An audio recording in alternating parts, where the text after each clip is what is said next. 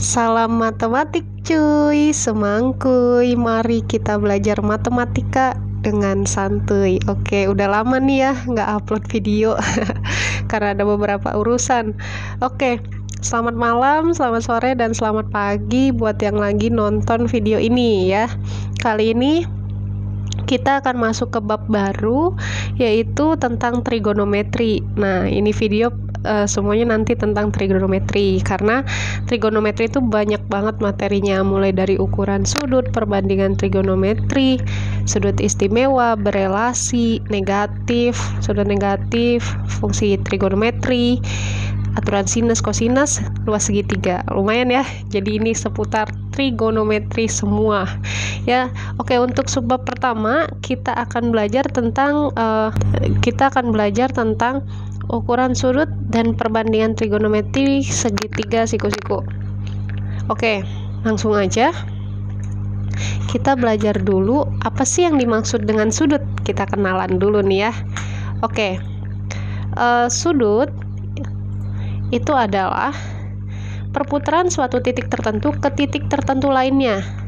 Semisal begini, ada garis sumbu, katakanlah ini X, ini Y. Nah, misalkan ada garis melintang nih, ada garis melintang.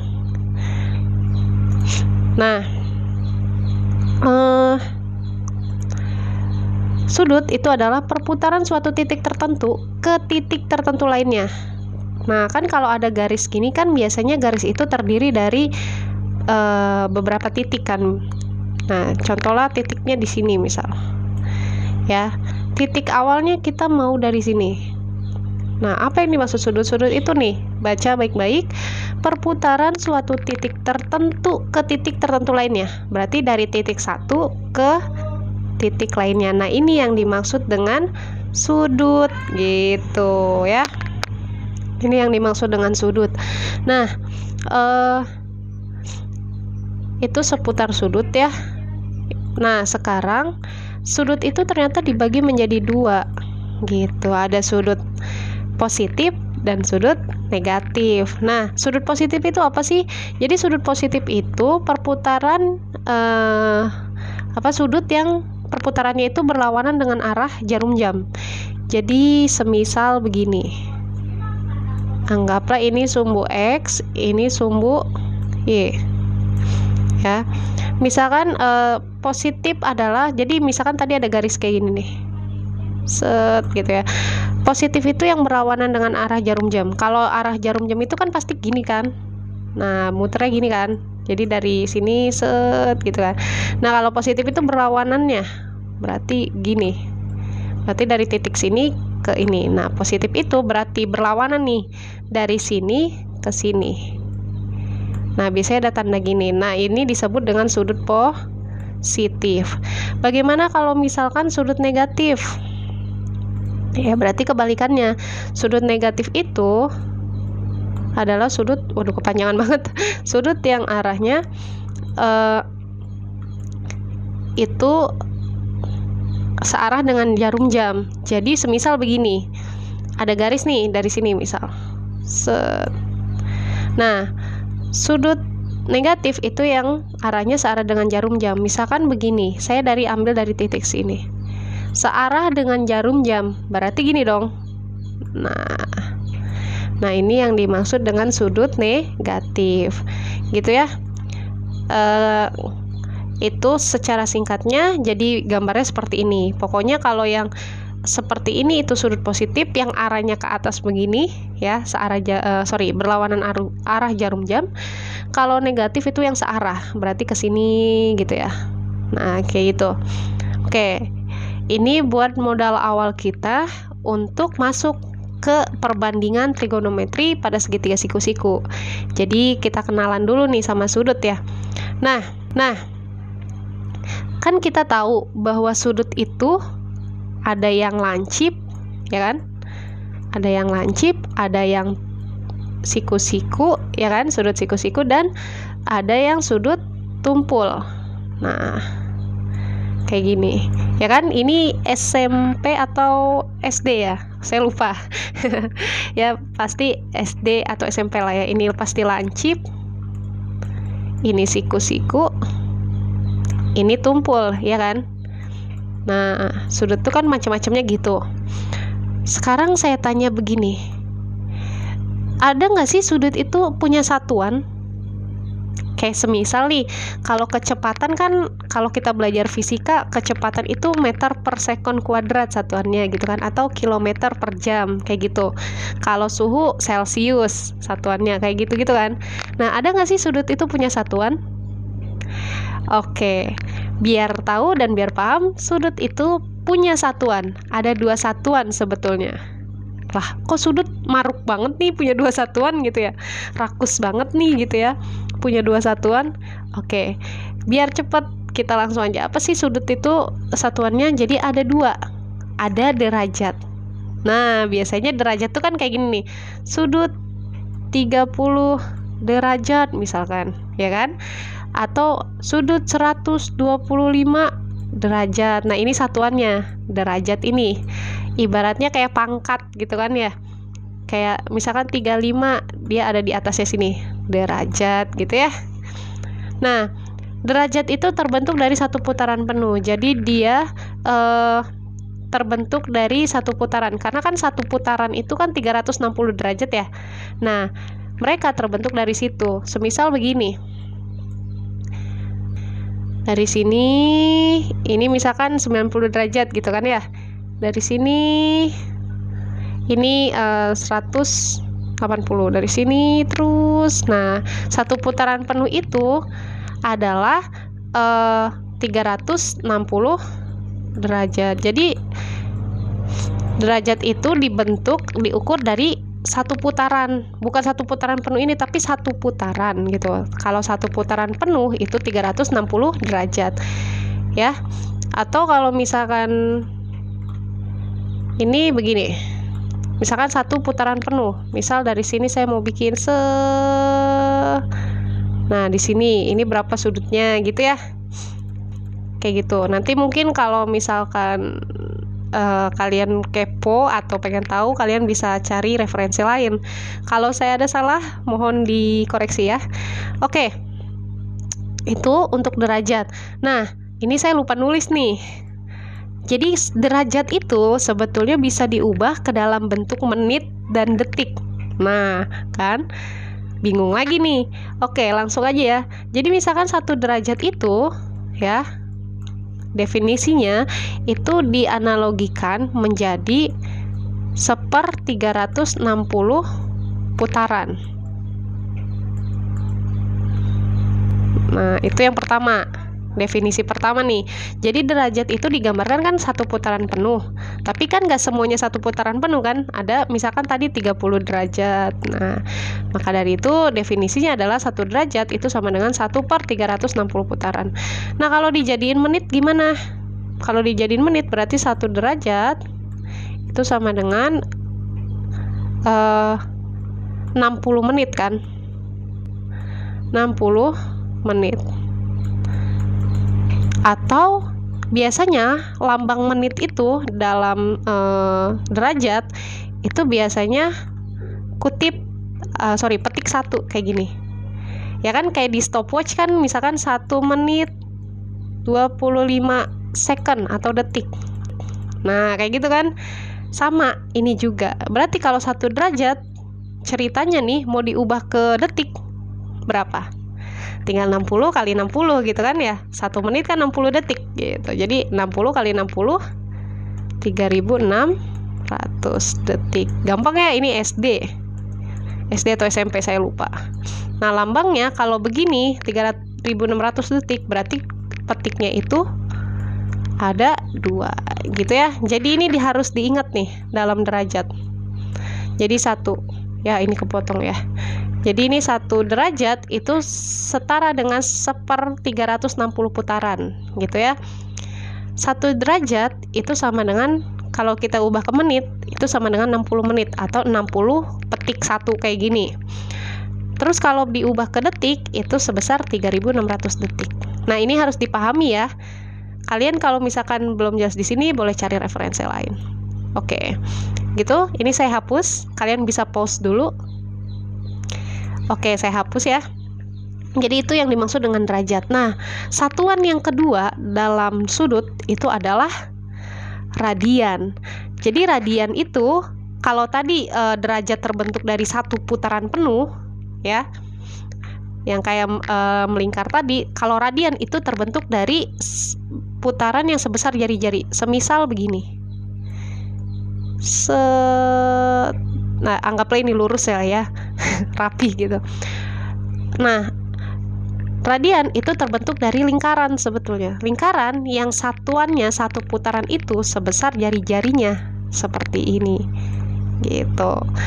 Nah, biasanya ada segitiga siku-siku. Nah, jadi radian itu terbentuknya dari jari-jari, sebesar jari-jari. Kalau tadi putaran, kalau ini jari-jarinya gitu ya. Oke. Satuan radian itu biasanya ditulis serat. Berarti misalkan nih ya. Oh ya, ini ada lagi, biasanya diikuti dengan pi. Contohnya kayak gimana? Misalkan pi radian. Kayak gitu, atau setengah pi radian. Jadi radian itu adalah satuan yang kalau misalkan nilainya itu ada nilai pi-nya di sini gitu ya. Ada pi-nya gitu. Nah, itu yang dimaksud dengan radian. Oke ya? Itu singkatnya gitu. Sekarang hubungannya apa sih antara derajat dan radian gitu ya? Hubungannya apa gitu? Oke. Langsung aja, hubungan derajat dan radian. Jadi ketika kita udah tahu bahwa sudut itu punya dua satuan, derajat dan radian, ternyata mereka punya hubungan gitu ya. Hubungannya apa? Yang pertama, mereka saling melengkapi. Jadi kalau misalkan kita mau nyari radian, maka yang diketahui harus ada derajatnya dulu gitu ya. Bisa dicari dengan derajat gitu ya. Kalau misalkan mau nyari derajat, bisa dicari dengan menggunakan radian. Itu hubungannya gitu.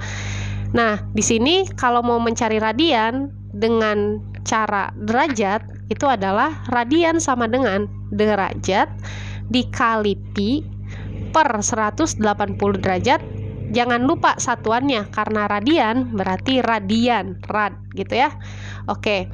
Terus yang kedua, mencari derajat jika diketahui radiannya. Nah, kalau caranya mencari derajat untuk diketahui radian, maka derajat itu sama dengan nilai radian yang diketahui dikali 180 derajat. Nih derajatnya jangan lupa ya, per pi. Gitu. Nanti kalau masih bingung kita langsung ke contoh soal aja ya. Nah, tapi ini ada tambahan nih. Kan biasanya kalian punya pertanyaan tapi nggak mau mengungkapkan dengan kata-kata. Asik. Jadi kalian mikir tuh, tadi kan derajat hubungannya putaran. Kalau misalkan nih saya mau nyari putaran, yang diketahui derajat, gimana? Nah, kayak gini caranya. Jadi P itu anggaplah putaran. Putaran itu sama dengan derajat yang diketahui dikali dengan 1 per 360. Karena apa tadi? Karena derajat itu sama dengan 1 per 360 putaran. Ini ya. Oke, 3 ini harus kita genggam dan harus kita ingat ya, untuk menentukan satuan derajat dan radian. Cukup 3 ini ya. Oke, langsung aja kita ke contoh soalnya. Jadi misalkan untuk yang pertama nih kasusnya, ubahlah sudut-sudut berikut ke dalam bentuk radian. Saya ngambil dari modul saya satu soal. Misalkan sudutnya itu 240 derajat. Nah kan bingung nih, waduh ini berapa radian sih sebetulnya gitu ya. Langsung aja nih, radian, tadi kan rumusnya apa? Untuk mencari radian, rumusnya kan ini ya. Nah, R sama dengan D kali pi per 180. Jangan lupa radiannya di bawah ya. Oke. Nah, karena yang diketahui dalam derajat, ya udah masukin aja gitu kan.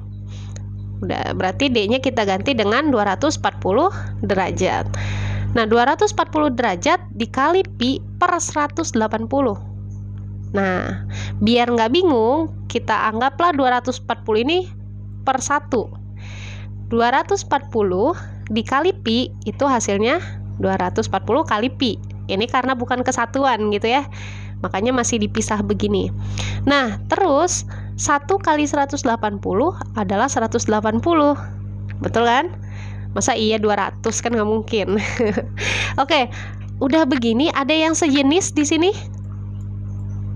Nih di bagian ini ada ya, yaitu ada derajat nih dua-duanya, 240 dan 180 derajat.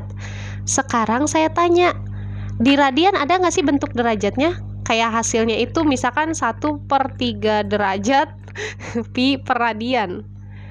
Ada nggak? Nggak ada ya. Ini apaan? Ini ngawur gitu. Makanya berarti derajatnya ini kita harus hilangkan gitu ya. Dengan cara apa? Membaginya. Nah sekarang saya tanya,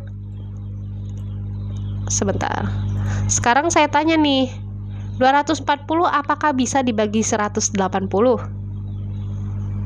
Bisa atau enggak? Enggak bisa ya. Kenapa? Karena tidak sama-sama membagi. Bisanya dibagi dengan bilangan lain gitu ya. Mungkin saya pisah dulu begini biar nggak bingung. 240 derajat per 180 derajat pi, sorry ini nggak rapi, maaf ya, pi radian. Nah kayak gini, 240 sama 180 ini kelipatan berapa ya? Kelipatan? Ayo berapa? Sama-sama kelipatan berapa?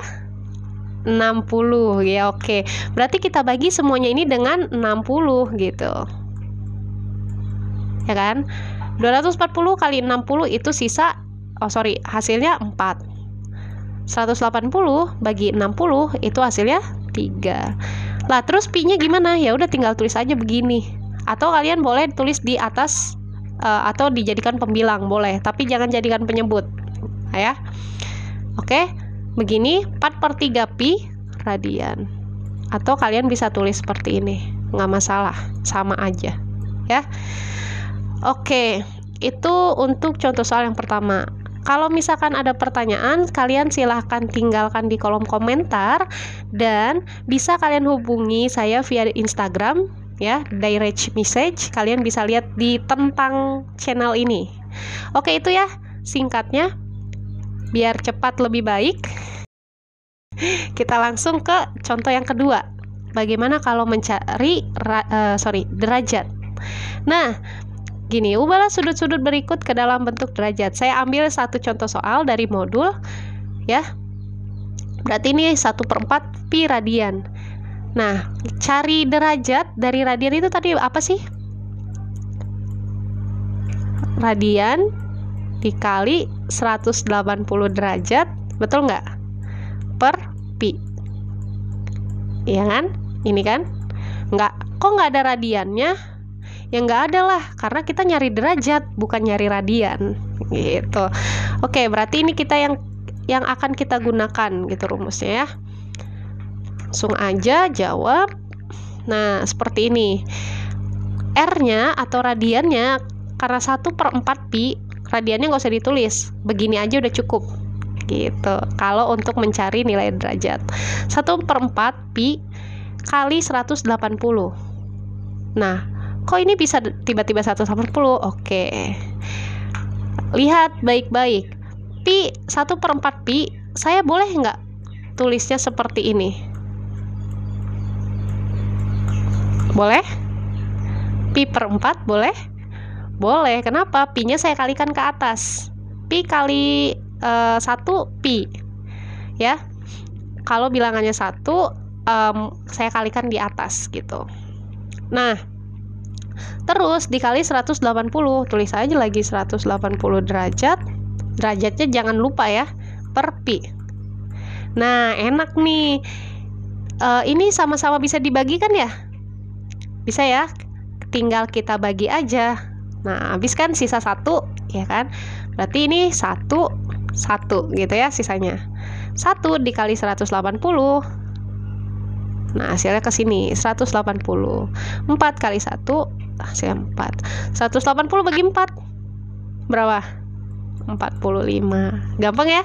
Jangan lupa derajat ini jangan sampai hilang. Nanti tiba-tiba lah kok nggak ada derajatnya gitu, kata Kak Arum atau kata Bu Arum, ini tuh ada derajatnya kok bisa hilang. Nah, dari awalnya nih jangan sampai lupa dengan derajat. Oke, gampang ya? Gampang banget. Masalah ini mah gampang. Oke, lanjut. Nah, biasanya ada yang seperti ini soalnya. Ya, ubahlah kondisi berikut. Soalnya nih, biasanya seperti ini. Diketahui setengah putaran, maka berapa derajat sih yang diperoleh? Nah, biasanya kalau kayak gini, putaran, biasanya yang ditanyain derajat, gitu ya.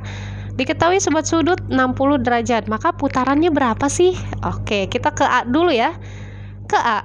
Nah, tadi kan putaran itu sama dengan derajat dikali 1/360 derajat, gitu ya, putarannya.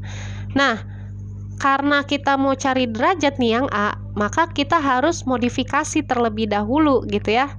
Ini itu sama aja kan, P sama dengan D kan per 360 derajat, ya enggak?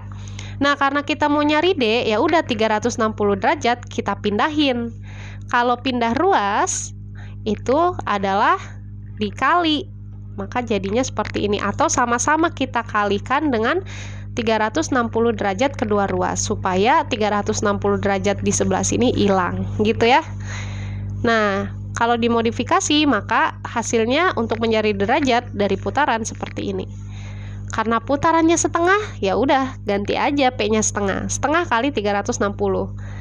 Atau sama aja 360 derajat dibagi 2 sama dengan 180. Oh, kalau setengah putaran itu sudutnya derajatnya 180 derajat ya, berarti datar tuh ya.